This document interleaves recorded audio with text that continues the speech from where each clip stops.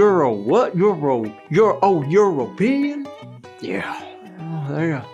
They're always kissing each other, and they got real fancy food they're always eating way too late. And they dress real funny. Just who they are.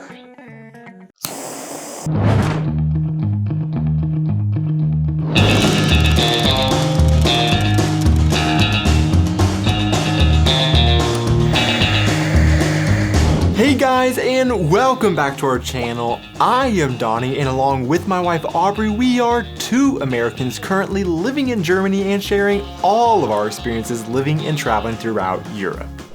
Stereotypes. We all love them when they aren't about us, but we hate them when they are about us. Europeans have stereotypes of Americans, and Americans have stereotypes of Europeans. Some may generally be true, but more often than not, they are just completely wrong. In particular, when you try to stereotype an entire continent that is comprised of infinite numbers of cultures like Europe is, you are bound to get almost everything wrong. For example, after living in Germany for 2.5 years, I have observed many ways in which Germans are not stereotypical Europeans, at least from an American perspective of overly generalized European stereotypes. And that is exactly what we're going to talk about today in our video. Prominent in the continent, but inconsistent with the sentiment. So Americans definitely have specific stereotypes or ideas of specific European countries, and we do distinguish between them in many ways. For example, we know that a Greek and a German are exact opposites of each other. However, that doesn't stop us from making overarching broad generalizations of Europeans compared to the US that seem to more or less hold true in our heads. And Europeans definitely do this of the US as well. Europeans often distinguish stereotypes of Americans from the North and Americans from the South, but they still have their overarching stereotypes of the US as a whole that somewhat may hold true, although I, as an American from the South, might contest this because of our in-country rivalries with, say, California or with the North. So I guess what I'm trying to establish here at the beginning is we all do this, and we all do a poor job at accurately stereotyping.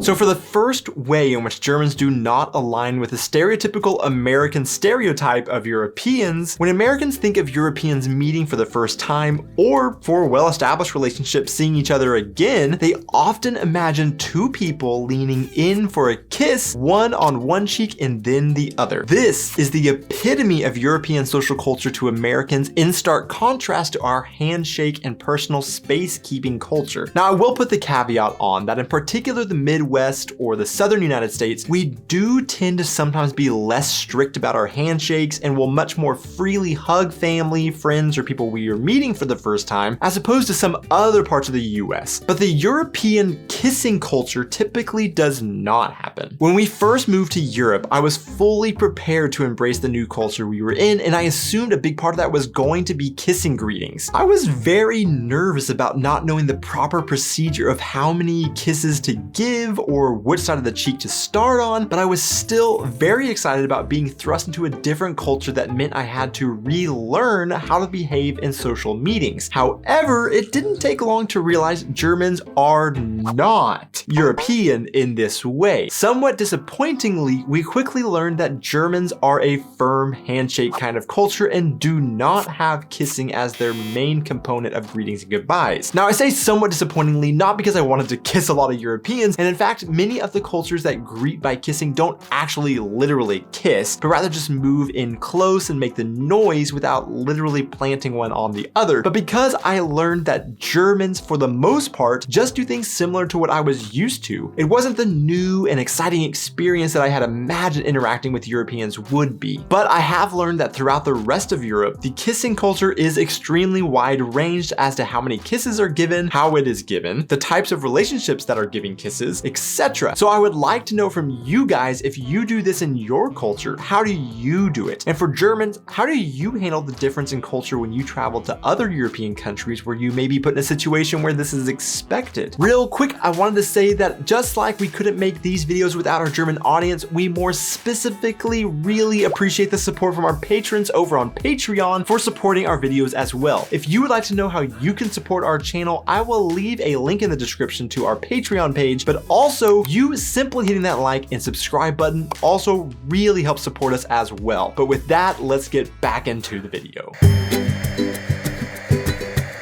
The median age of the German population in 2022 is only 45.7 years old, which doesn't explain the next way in which Germans do not align with the average stereotype Americans have of Europeans, and that is that Germans eat dinner very early. Yeah, in the US, we often joke about elderly people eating dinner very early and Europeans eating super late at night. Americans have this concept that when Americans are getting ready for bed, this is when Europeans are typically sitting down to eat dinner. It is also pretty common to hear a little joke like, well, this is how they do it in Europe, when, for example, an American family has a busy evening and isn't able to eat dinner until like 8:30 or 9 o'clock at night. However, unlike the stereotype, Germans do not eat late at night, but rather much earlier compared to some of the later dinner eating cultures in Europe like Spain. So no, Germans don't eat as early as Americans joke that elderly people eat dinner, but they actually share the exact same average dinner time as Americans. The average American actually eats dinner around 6 to 7 p.m. according to Insider.com, and according to StokeTravel.com, Germans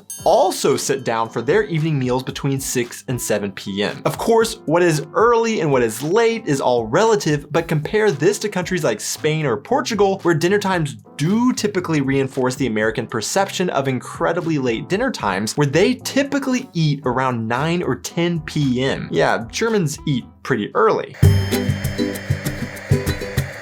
When a European imagines the epitome of an American, they will generally imagine someone dressed extremely casually and maybe even a little bit slobbish. On the flip side, when an American imagines a stereotypical European, they imagine, well, actually something exactly like we shared on a story on our Instagram last year. Someone sipping an espresso, taking life slow, and dressed to impress. Well, I hate to break it to you, but when Americans imagine a well-dressed and bespoke European, they are not thinking of a German, because Germans are absolutely not known for their fashion sense, much like their American counterparts. To be fair, Germans won't typically be found walking around in oversized event t-shirts, baseball caps, leggings, and tennis shoes like Americans. However, they still make plenty of their own fashion faux pas and are not known by their neighboring countries as one to look up to for fashion advice. German fashion very much aligns with the generalized German outlook on life, and that being one of practicality. Germans dress for comfort, to suit the activity they're taking part in, and love some good outdoor gear. They will try and deny the socks and sandals claims, but I'm here to tell you that we see it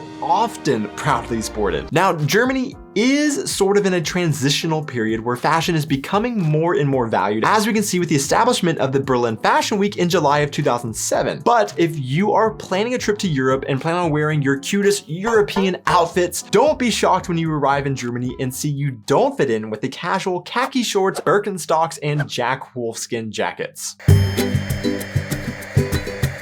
What would a trip to Europe be for Americans without gorging themselves in all kinds of refined and delicious European cuisine? And many might say that they expect the quality of food to be a step up in Europe from the US. After all, if we use Michelin stars as a measuring stick for food, we can see that Europe has an exceedingly higher number of Michelin stars than the US. In fact, France alone has over 3 times more Michelin stars than the US. Italy has almost twice as many as well. Also, if we looked at Michelin-starred restaurants per capita, the US isn't even in the top 15 countries in the world, a list which is primarily comprised of, you guessed it, European countries. However, Germany is not known for their food. Well, at least not known for their fine food. Now, this may confuse you a little because actually, if we look again at our measuring stick of Michelin stars, Germany does have 305 stars compared to the US's 193, indicating that Germany has some incredible food and at a much higher rate than the US still, and therefore the American stereotype of Europeans should hold true for Germany. But if we look at the Michelin Guides website, search for 1, 2, or 3-star restaurants in Germany, and try to filter the cuisine, you will notice there are filters for French food, creative French food, classic French food, Greek, Israeli, Italian, Japanese, and so on, but what's missing? German food. Now, once again, to be fair, Germany does have Michelin listed restaurants that have not been awarded any stars that fall under the German cuisine category though, but still, German food is far from being known as refined and cultured. In a DW article titled German Cuisine, Does It Exist and Can You Enjoy It? The author describes their experiences with German food by saying things like, many countries around the world are famous for their versatile cuisines, but Germany isn't exactly one of them. The author then goes on to describe German food as 50 shades of beige, because many famous German dishes are admittedly just